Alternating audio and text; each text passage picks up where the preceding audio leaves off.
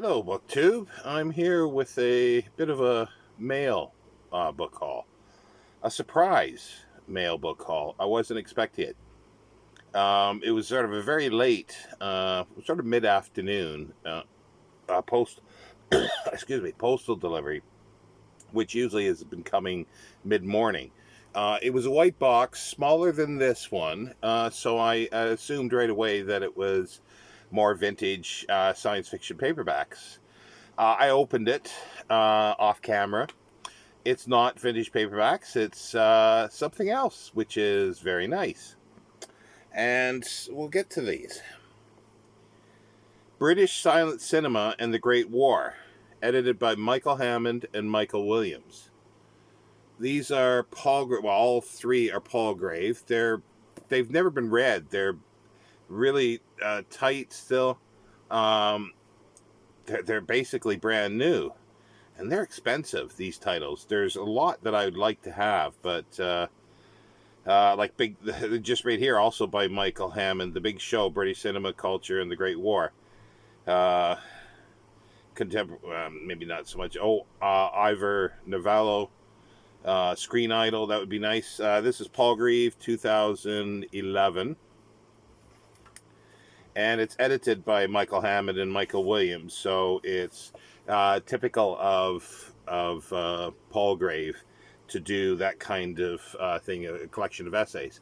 Now, it says here, this book represents a unique insight into the extraordinary period of European history that had a far-reaching significance for British cinema and for the way history itself is represented. The work collected in this volume draws from the best knowledge, enthusiasm, and critical insight of leading scholars, archivists, and historians specializing in British cinema. The editors are experts in the field of British silent cinema, in particular its complex relationship to the Great War and its after-image in popular culture. As the Great War continues to fade from living memory, it is a significant task to look back at how the cinema industry responded to that conflict as it unfolded and how it shaped the war memory through the 1910s and 20s. And it says here, Michael Hammond is a senior lecturer in film history in the English department at the University of Southampton in the UK. He is the co-editor and contributor to Contemporary American Cinema with Professor Linda Ruth Williams, and is author of The Big Show, British Cinema Culture in the Great War, 1914 to 1918. He is presently working on a British Academy-funded project called The After Image of the Great War in Hollywood. Ooh, that sounds interesting, 1919 to 1939. And Michael Williams is a senior lecturer in film studies at the University of Southampton as well. His monograph, Ivor Novello, Screen Idol, was published in 2003. He has also written on film, stardom, British cinema, landscape, sexuality, and is currently researching the relationship between film, stardom, myth, and classicism. And let's see do I recognize any of the names? Well, Michael Hammond obviously has a number of essays here. Lawrence Napper, Michael Williams. Oh, Neil Brand. Neil Brand has an essay.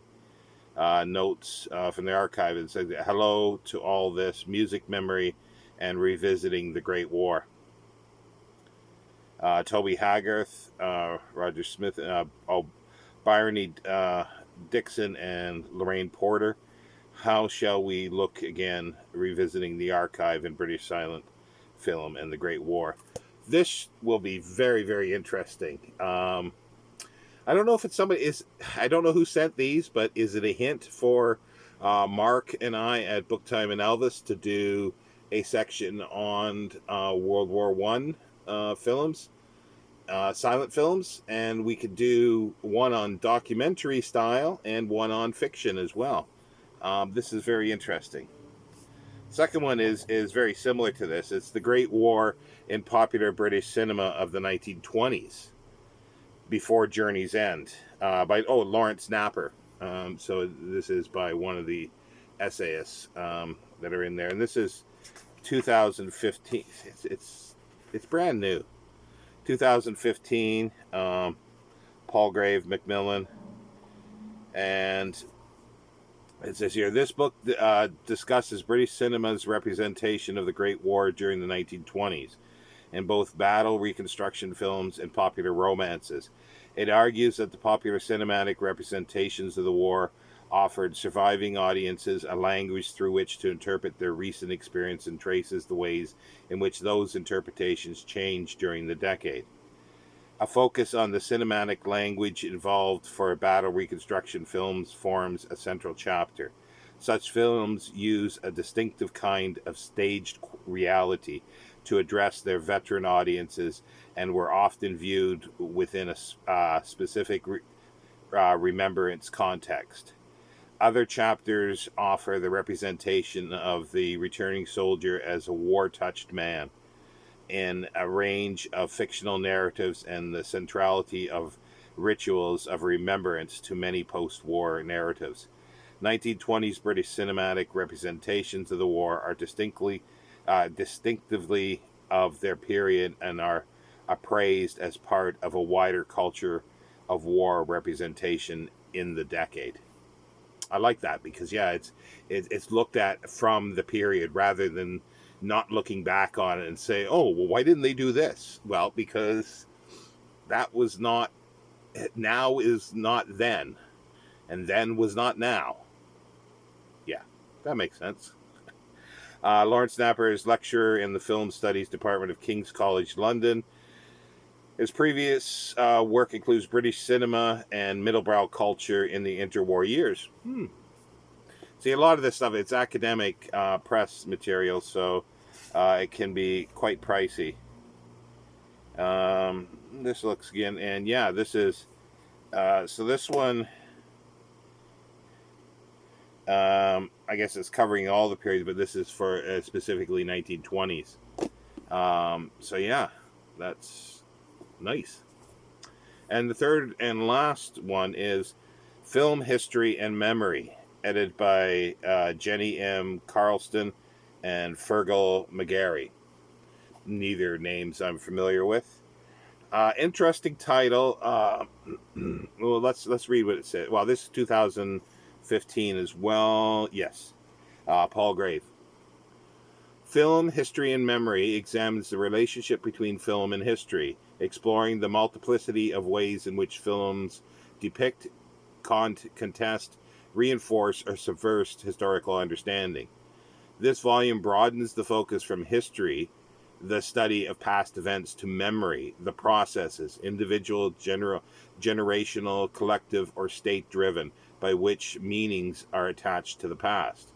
This approach acknowledges how the significance of the historical film lies less in the empirical qualities than in its powerful capacity to influence public thinking and discourses about the past, whether by shaping collective memory, popular history, and social memory, or by retrieving suppressed or marginalized histories.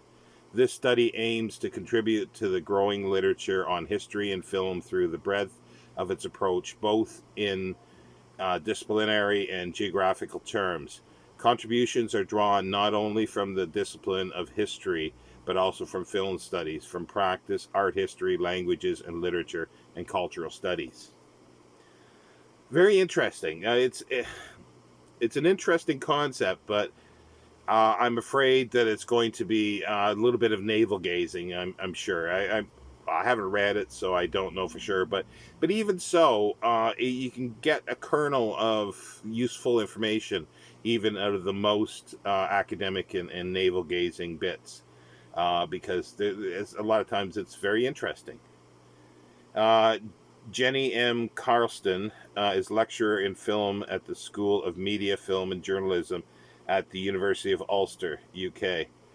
She received her doctorate in film studies at Queen's University, Belfast, where she subsequently worked as a postdoctoral researcher with the School of History and Anthropology. She has published on the topics of cinematic emotion and Irish cinema. Fergal McGarry teaches history at Queen's University, Belfast, UK. He has written widely on radicalism and revolution in Ireland, most recently The Rising, Ireland, Easter 1916. He has had two major projects exploring the relationship between film and history, and has worked as a historical consultant on a number of documentaries and films. So this is a collection of essays like the first one we had. Yeah, I don't recognize any of the names in here. Yeah, no, none of the names. But interesting titles. Screening European heritage, negotiating Europe's past via the heritage film. Confronting silence and memory in contemporary Spain, the grandchildren's perspective. The enchantment and disenchantment of the archival image, politics and effect in contemporary Portuguese cultural memories. Foundational films, the memorialization of resistance in Italy, France, Belarus, and Yugoslavia.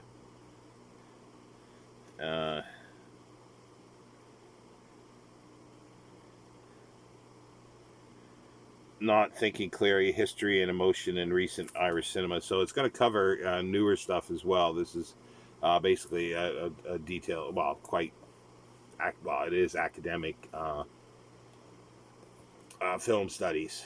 So, and I like it when it's essays like this because they're bite-sized chunks. And this is not even 200 pages, the book, and each essay is like 20 pages, roughly. So they are approachable because of that. So yeah, so I don't know who sent these, but thank you very much. And as I say, I think that this is a hint for one of our silent moments videos. We'll see, because I do have a number of films that are World War One, some documentaries that were done as well during the war, as well as fictitious accounts. So yeah. So again, thank you very much for that, and yeah, and I'll leave you today. It's been quite sweltering here. Temperature's not that high. It's high enough, but it's the humidity that's really, really getting to me. It's making my brain soggy. So I'll see you next time, BookTube. Take care.